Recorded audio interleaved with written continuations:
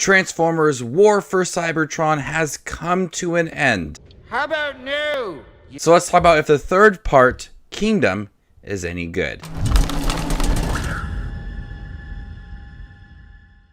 Welcome to my channel. My name is Justin here. We focus on your favorite content from streaming services and in theaters. If you guys love to watch movies and show like I do, you guys are in the right spot. Transformers War for Cybertron Kingdom is the third part in the new Netflix animated series. Having crash landed on Earth, the Autobots and Decepticons are confronted by two rival factions from a future that their conflict has inadvertently created as the heroes and villains of the classic Beast Wars Transformers series make their debut. The Autobots team up with the Maximals and the Decepticons team up with the Predacons.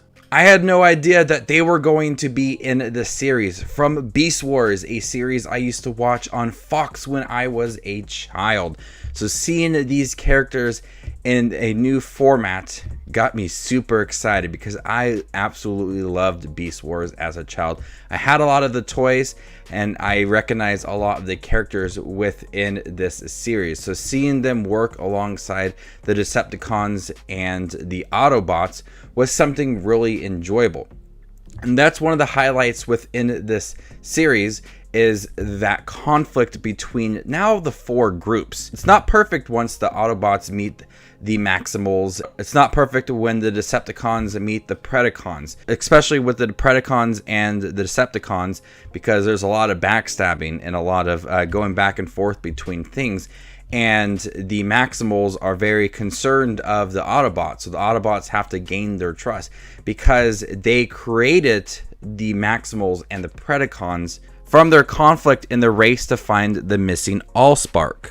The Predacons are in control of the Golden Disc, a mysterious artifact which has a personal connection to Megatron and gives him an advantage over his enemy, Optimus Prime. You really do feel the urgency within this last series as they are looking for the missing piece within the Allspark.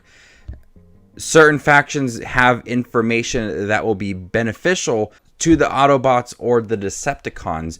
So you really do feel like everything's just really coming to an end. The pacing is really quick and there's a lot at stake within this last series. There's really no downtime. Everything is moving. Since there is so many new characters in here, the pace is always going. You do feel that some of these new characters do play a big part in this last series and are integral points to the series. A lot of the action in here is really good. The animation, once again, looks great. A lot of the moments involving the new Predacons and the Maximals are a lot of fun. Some of the voice acting is a little bare, I will admit, with some of the Maximals.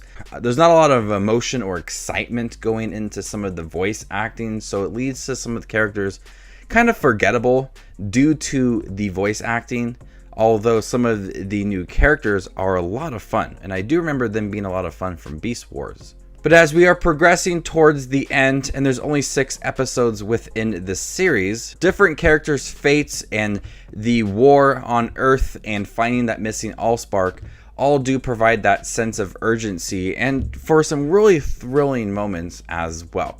I really enjoyed watching it, and it's a good continuation from the second part to the third part now that they are on Earth. And the Autobots kind of have this dilemma because they know what they are creating.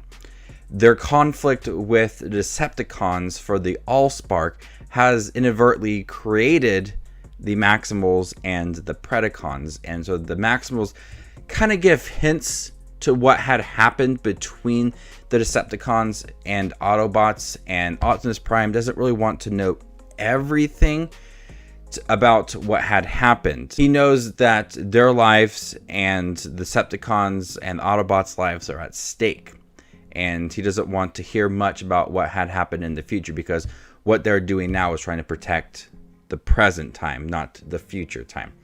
So that was a little bit interesting how they kind of worked that into the story. So the writing in here is really good, and it's a lot of fun.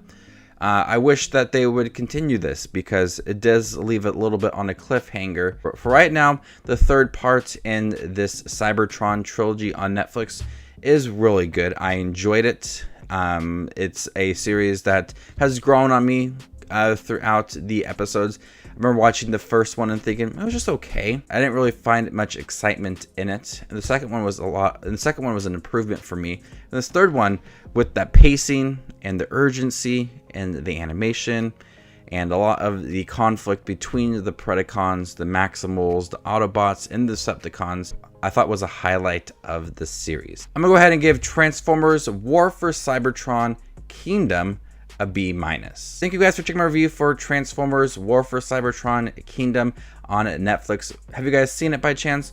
What do you think about it? Let me know in the comment section down below what you thought of it, and stay tuned for more up and coming content. My name is Justin Watches Movies, and you guys stay classy, YouTube.